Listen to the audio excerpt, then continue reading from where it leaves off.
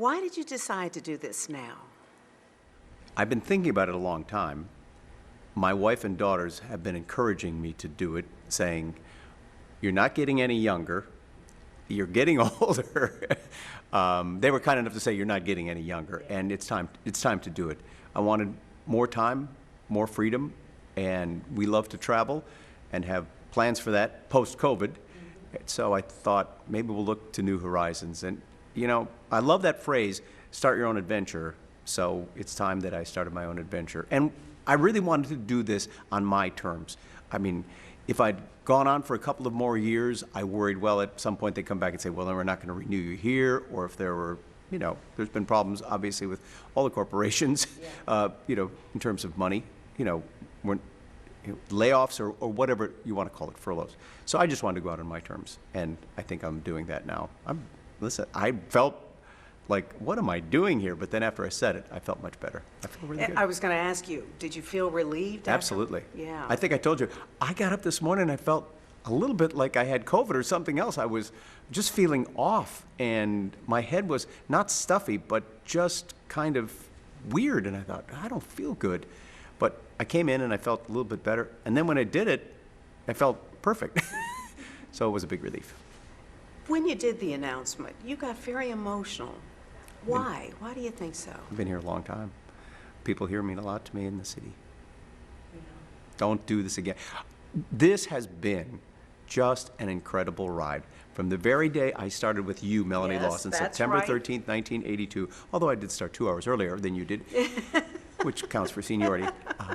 You know, the people in Houston warmly welcome me. Where else in the world can you go where people call you honey and dear? I wasn't accustomed to that growing up in small town Wisconsin. But the people here were wonderful, and, you know, I latched onto them and they latched onto this station. Of course, this was a powerhouse station. And I just absolutely loved Houston, Texas, and the energy, that can-do attitude, and all the people here. And then this station, you know, was a powerhouse all those years and still is. And the people here have always been wonderful. Now, we've gone through a cast of incredible characters. Yes, and I want to talk about that in a minute. Some of whom I'd like to write a book about. Maybe that's what you'll do now. Maybe. Yeah. So that's why I got emotional saying goodbye, because it's tough. It's tough when you finally make the decision after you've given so much of your life and people have given so much to you. Yeah, and talk about the viewers, because they aren't just watching you from some great distance. You really become friends. You become very close to your viewers. Yeah, I think that gap between you and the camera becomes a magical connection between you and the viewers. You feel it. You're reading on a teleprompter, you're staring into the camera, and you don't see anybody out there, but you see everybody out there. And the viewers are what made me what I am today.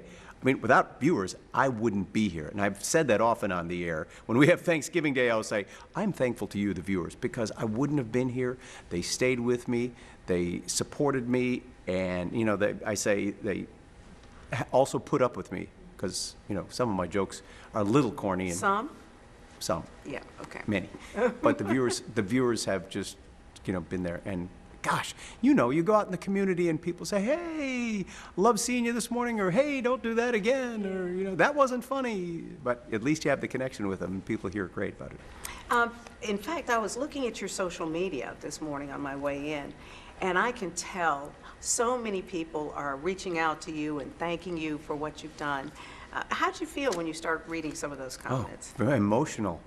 People who don't even know you feel like they know you, and they feel like they're part of the family, and you feel like they are part of your family. Because let's face it, this is sometimes a grueling job, a job that takes a lot of your time and energy, and you spend sometimes more time here than you do at home for various stories, like a hurricane or some other breaking news.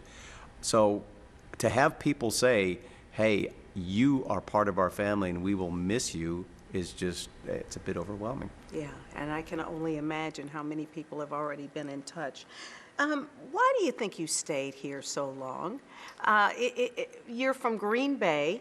You came here, you and I on the same day, as you mentioned so often, but this was home for me. Why do you think you got here and just couldn't leave? I love that expression. I'm not from Texas, but I got here as quickly as possible. I found that is a little bit true when I came here to the city of Houston, as I said. I love the people here. I love the atmosphere. I love the job. I had a couple of opportunities, I guess a number of opportunities, as you probably did over the years, to go elsewhere. Somebody thought, well, you'd fit in here. Well, I had a job offer in Cleveland once, and I thought, no, not Cleveland, Houston, Texas. And every time that came up, the station said, we want to keep you, so here's what we'll do to keep you, which was fantastic. I mean, through every general manager we've had, and we've had a couple of characters, they put their confidence in me and said, stay. Yeah, no, it's amazing. Name all the jobs you've had here at Channel 13. Oh, gosh. Editor, reporter, photographer, anchor. I once helped mop up the floors after, when did we flood? The building flooded. We flooded several times, right? Right. I grabbed a mop. I was a bucket hauler around for the leaks in the ceiling.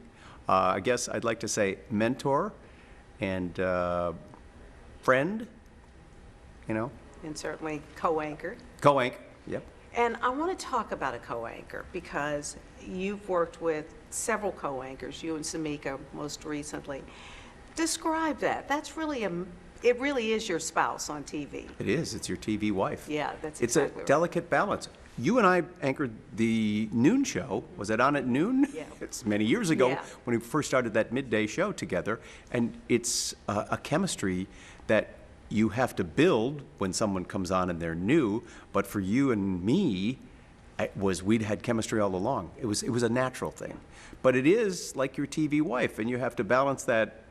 You're not always going to get along, and you're not always going to agree on the choice of stories and things like that. You're not always going to agree on opinions because people have different opinions in life, come from different backgrounds. But you have to, love each other and respect each other and get along day to day. And I always did with everybody. Well, Samika, you all have been through her wedding, 2 kids, so many, not only personal but professional things. What's the best part about working with her these last few years? She's a consummate professional and just a lot of fun to be around. She's got a big heart and wears it on her sleeve, and we just hit it off and got along. I'll miss her. You'll really miss her. Yep. Miss This whole work. crew. Yeah. This whole crew. Alita came on after Travis left, and she's just been a delightful addition, a bowl full of energy, if you will. And Catherine, absolutely terrific. And, I also always say thank you to all the people behind the scenes because they make us look good. They do. They make us look good. They don't get all the glory and people come up, hey, I love you, I love you. No, that's the people behind the scenes here at the station. I mean, I'm eternally grateful to all of them. Yeah, I'm going to ask you the question that everybody wants to know. Oh. What time do you get up? What time do you get here? And what time do you go to bed? My alarm goes off at 2:30. I usually punch it once, and then my wife punches me. And then I come in about 3:30 in the morning. I used to come in a lot earlier, like at 3 a.m., but that meant getting up at 2:15 for about a year or two. And Don Nelson, the same thing. He was always here at 3 a.m. There wasn't anybody that was harder working on the morning show than Don Nelson. But after a while, I said, I'm going to try 3:30. So that's what I do. I'm not good about going to bed on time. I often don't get to bed till 8:30 or 9 o'clock at night. But as long as I can get to bed by 9, I figure I've got 5.5 hours sleep. And I try and take a nap 3 or 4 times a day. Well, how do you live 3 or with... 4 times a week. Oh, 3 or 4 instead of this. A day. That would be pretty wild. So talk about sleep deprivation. That hurts. That hurts. But do you feel like you're always sleep deprived? Yes. And people always say, you must get up on the weekends that early, just like during the week, and your automatic alarm clock goes off. No. If there was a draft for sleepers, I would go in the first round. I often, on Saturday and Sunday morning, sleep till 10 a.m. Sometimes later on a Saturday morning. Wow. Well, when you leave here, what time will you get up? Generally, I probably would get up earlier. I'm a night owl.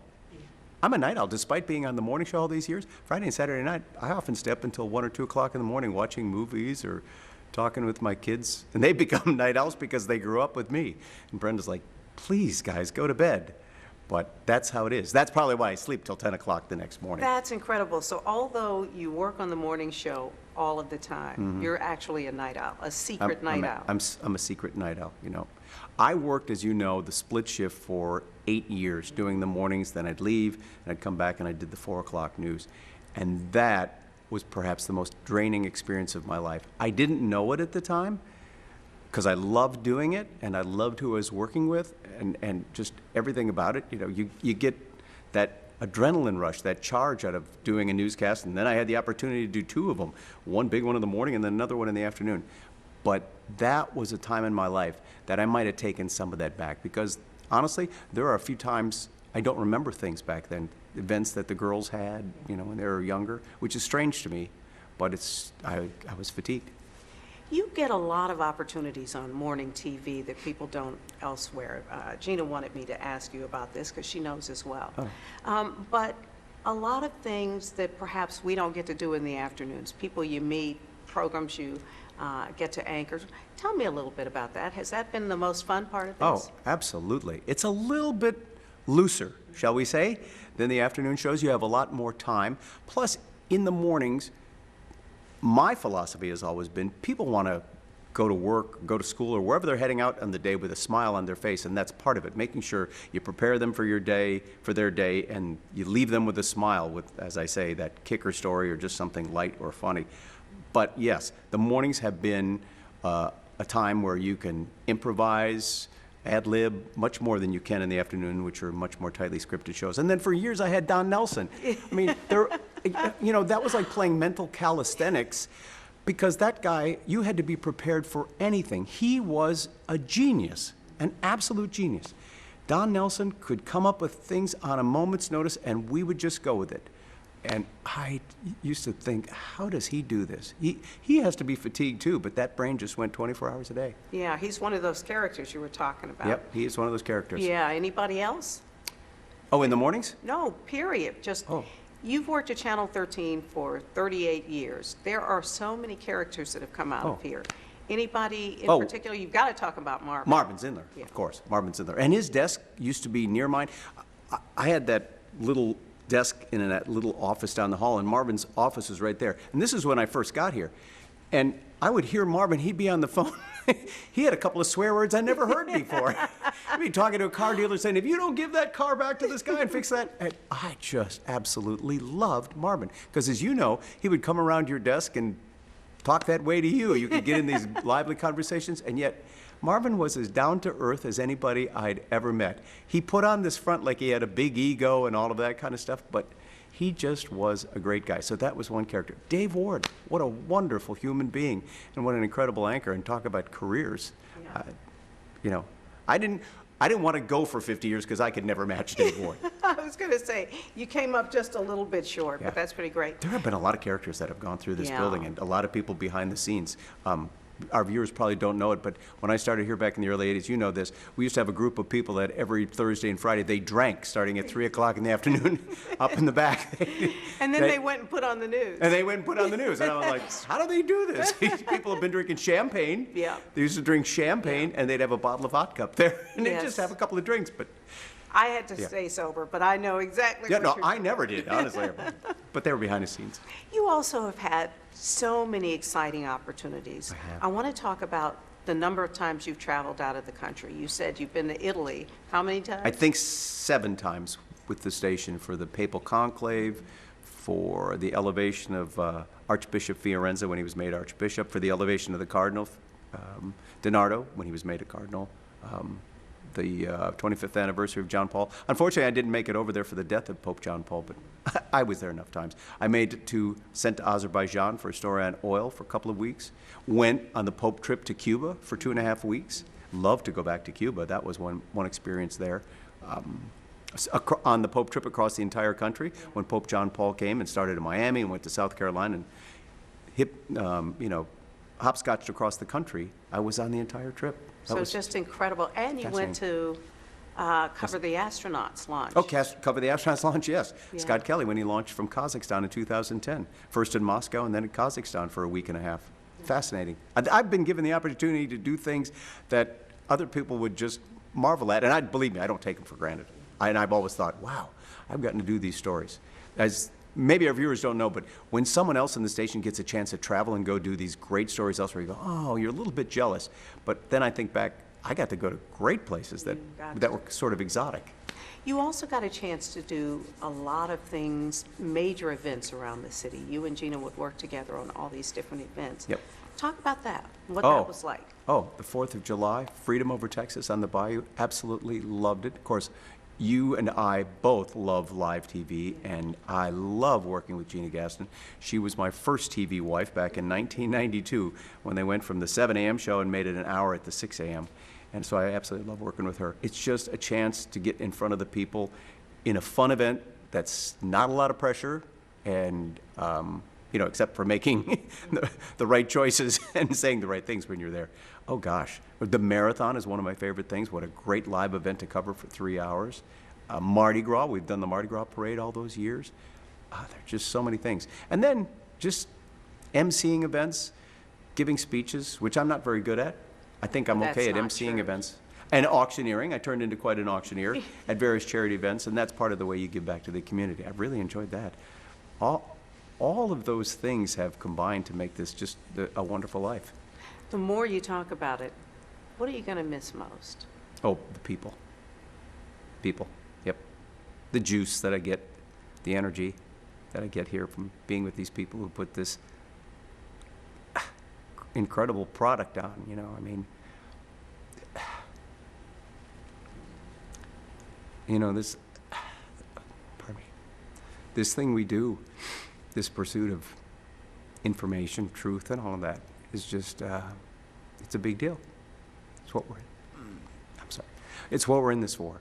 And I really like watching everybody, do their thing in bringing this product to air, This isn't fake news. We never make anything up. Do we make mistakes? Of course we do.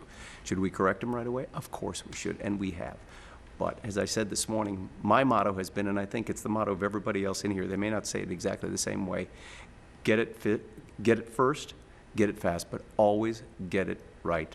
And I hope every day we strive to live up to that. As I sit here watching you, why do you think you get so emotional as you think about leaving? I love it. Yeah. I just, it's been my life for 38 years. It's been my home, away from home. As I said, we've spent more time here sometimes than we've spent at our homes. And these people, all of you, are my family. And, been my brothers and sisters. Sometimes my moms and dads. But I've never really, I'm leaving here scandal-free, okay? So I've never had, I've never really had anything that I could say. Well, there's things I could say I'm sorry for, but anyway, I've had a great time. That's why I get emotional. Yes. Yeah. What's next, do you think? What do you want to do first? We love to travel, and post-COVID, we'll start it up again. And I hope this goes away as soon as possible. This has been the most difficult thing that I think this country has ever faced, except perhaps for wars and something like 9/11. But this COVID thing has been so devastating to so many families, and my heart's out with them. Like our colleague Art Rascone. Gosh, I pray for him every day because I want him to get better, and him and everybody else who's come down with it, whether it's a mild or severe case. So I think we'll travel. We have a little place up in Wisconsin. We'll go there sometimes, and I'll spend the summer months, which are beautiful up there, not in December or January. And I'll volunteer. I want to do something like that. A friend of mine who works with Doctors Without Borders has invited me to join and go on some trips. He's a dentist, I should say, but so I might go and volunteer with him. I won't play doctor or anything like that, but I just will go along. Please don't do No. that. Please don't do that. There's nobody better than you at live breaking news. Oh, thank you. I've sat with you. I've certainly watched you. Is that something you'll miss, just being able to get right in the middle of a story and go for Absolutely. hours on end? Absolutely. I hate hurricanes. I hate, what are the other things that we go on live for hours and hours on end? I mean, I just hate what it does, but gosh, I love being in the middle of that live stuff and bringing the information to people and winging it, just ad-libbing it. It's just, that is where you get this burst of energy, and it's like a feeling you never get anywhere else. No, that's absolutely true. How do you think you'll feel the first time you're at home watching something go on and you're not in the middle of it? Why did I leave there? I think I'll look at my colleagues and marvel at how well they're doing without me, and I'll miss it. I'll miss it. I'll miss some of those events. I really will. I'll miss hurricane coverage and things like that. I will not miss covering a hurricane while my house is being flooded by it, which happened with Harvey. Which was a very difficult time to go through. But I'll miss the events, and I'll miss the people, and I'll just miss being part of the Channel 13 family. Well, I have to tell you, we will miss you more than I can even say. Well, thank you. Thank and you. I'm biased, of course. You We're are. twins. We are. We started on the same day in 1982. Oh, my goodness. Yeah. Oh, my goodness. And the stories I have to tell about Melanie Lawson. Can I tell the one about Father John? No. Let's just keep all of those to ourselves. Can I tell the one about the pool? Okay, never mind. Let's tell none of the above, right? gosh. But time we're gonna... That's for the book. Yes, that's right. But I'll use another name. It'll be like Melanie Jones. No one will ever figure it out. We're going to miss you so much, honey. And I'm going to miss all those terrible, terrible jokes. Jokes, yep. Where did that come from, your ability to pun? Oh, my dad. My dad was a wordsmith. He was a self-taught guy.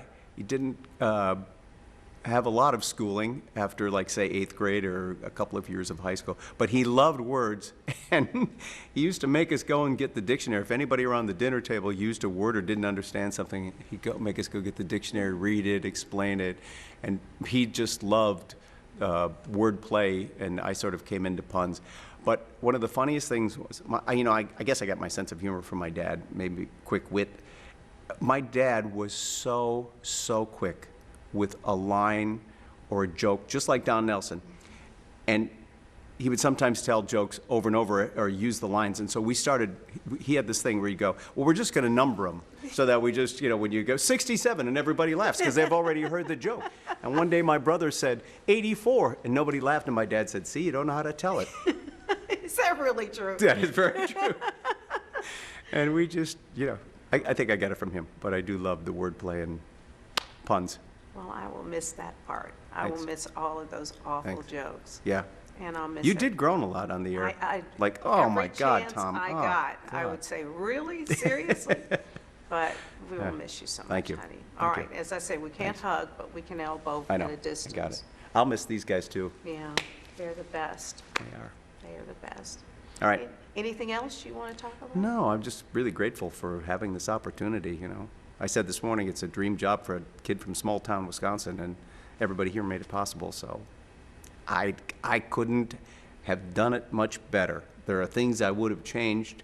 There are a few things I regretted, but for the most part, I've really, really had a wonderful ride.